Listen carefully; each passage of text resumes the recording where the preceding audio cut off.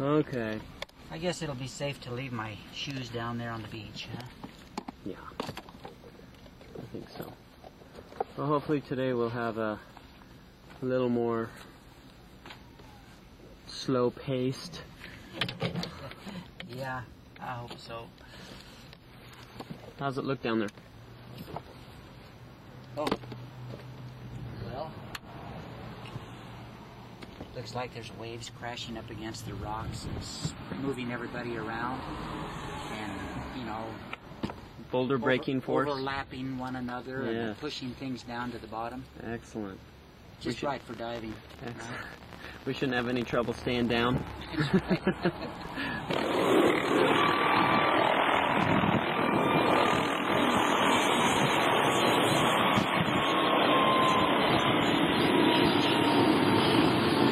Mom, they aren't giving up. But it's been a long time, Mom. It's been a long time that they've been working on him. Realistically, if he breathes, he probably won't have much chance of recovery. Well, why don't you come back down here for me?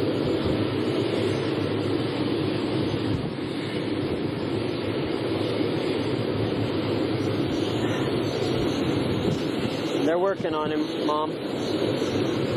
I'm so sorry. He's going to heaven. Straight to heaven, Mom.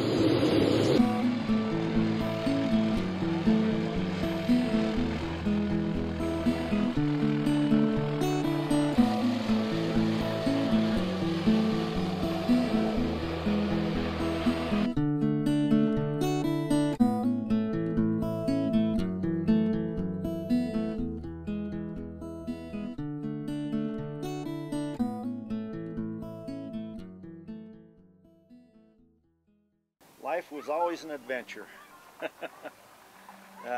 Every day was a question of what to do. But we always had a great time. We saw many back road areas of Idaho on these trips. Many times on these trips, the comment would be, I wonder where that road goes. Probably some of the things I remember most about Steve went back from the fact that we were close in age and we always did stuff together. In Ingham, we lived in the basement. Well, Dad was building the upper half of the house while we were down in the basement, and I don't even remember what it was. All I know is that we were in the tub taking a bath, Steve and I together, and I got upset at him for some reason. I don't know why it was. I crawled out of the tub and slugged him and then went off running to Mom.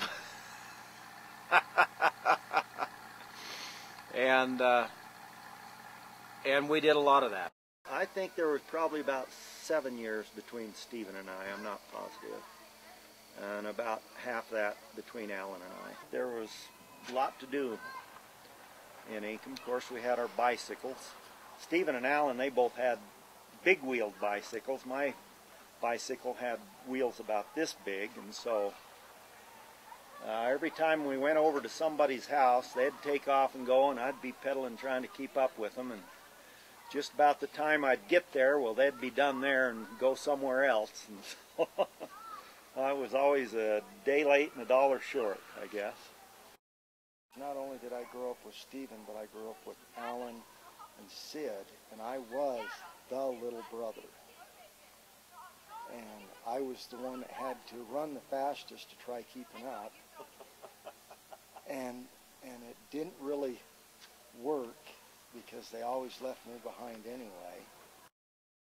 After he moved to Moscow, we wrote letters back and forth. And of course, as a teenager, you know, you pour out all your woes because, you know, you think your life is just devastating. And as busy as he was trying to work and go to law school, when I would send him one of these woeful letters, it wouldn't be long before I would get a letter back. Dear little sis. I'd show up for church and he'd be out in the foyer or hallway kind of greeting some people, and I'd walk up to him and give him a big hug and say, "Hello, Brother Wood," and he'd say, hello, Sister Velasquez.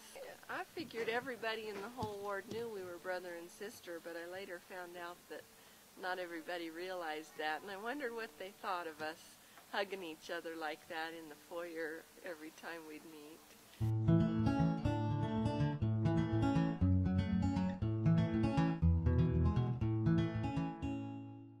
The one thing I don't remember is the teeter-totter that Grandpa would build us. And we've got a picture of this big honking teeter-totter, but it doesn't stick.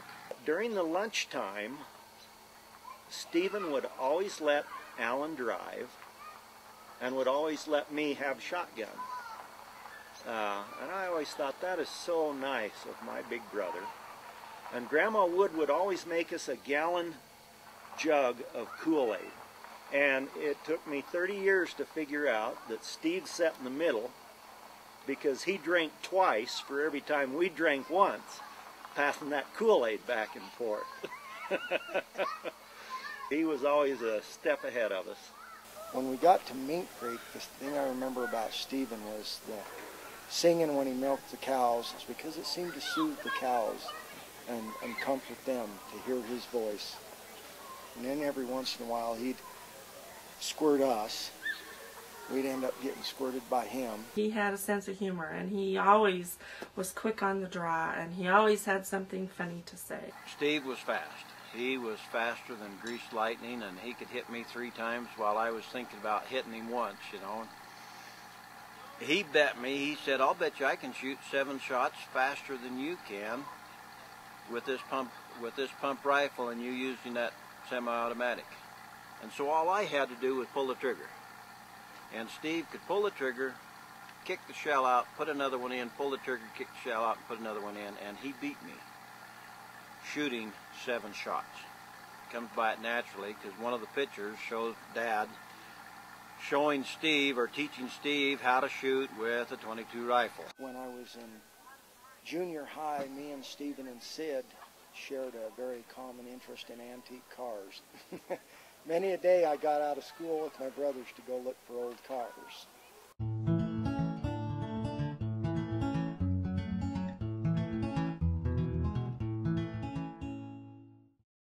Probably all the way along we did a lot of stuff together.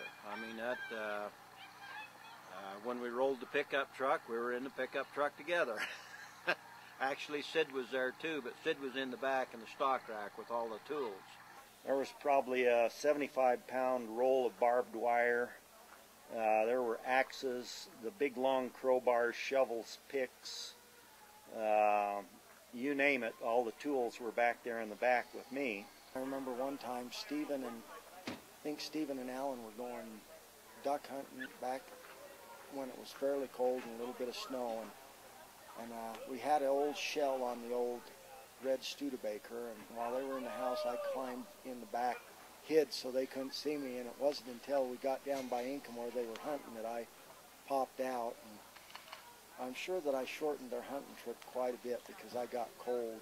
I had to do a photographic essay, and of course it had to tell a story. And so I was talking to him one time, and this was before Christmas, and he said, well, you know, we got to go and buy a Christmas tree, so why don't you do it on my family buying a Christmas tree. I remember that trip in riding in the back seat with all the kids, you know, with the tree on top, going home, and all the Christmas carols being sung. Remember going one time and I hid in the back of the pickup truck and watched him make out with his girlfriend down in Inkham. And I don't think I ever dared tell him because he'd kicked my butt big time, you know.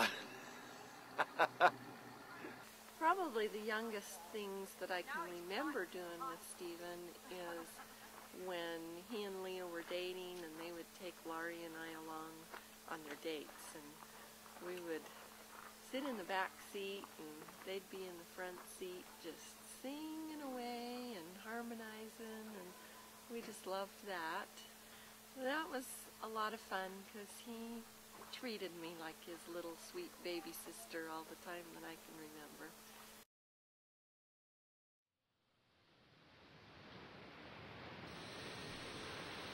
Stephen and Leah have joyously looked forward to their trip to Hawaii. to witness the birth of their 12th grandchild, baby Niley. This they were able to do on the 23rd of October, 2000. Sherry called me. It was pretty late at night, and she asked if Ephraim was there with me, and I said yeah, and I could tell immediately that something was terribly wrong. She just heard from Hawaii that Stephen had been involved in a scuba diving mishap and was under life support, but they had done brainwave tests and that he was not responding to that. I waited for Alan and Sid to stop by my house, and we all went over to Mom and Dad's together. It's a night that I won't forget, but it was a good night. It was a good time to be family. We got the call from Billy that he was gone, and they called me back, and I just remember curling up on that dining room chair with the girls and David and Dan just holding me. We sat down and told Mom and Dad that, and she didn't understand. It's not something that a parent should have to go through. Losing a big brother and a hero is hard. How lucky I was to have him for as long as I did. He was one that I don't think he had to worry about sleeping at night. I don't think there was ever a time when things that he did would cause harm to somebody else. I think that's the way he lived his whole life, is we're all here as human beings to help each other out. The thing that I learned most from Stephen was how to treat other people with love and respect and kindness. He was probably one of the most honest people I've ever known. And I think integrity was a real important part of his life. From the time I was born, he was always there. And he's still there. Steve was the best big brother that could be. In every way, an example to little brothers.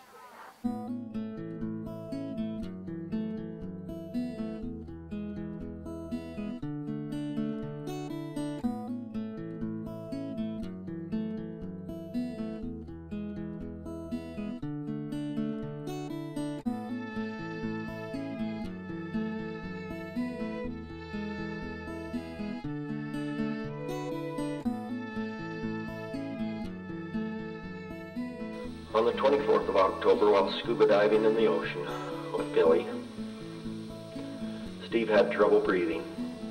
Somewhere on the trip back, Stephen looked with spiritual eyes and said, "I wonder where that road goes."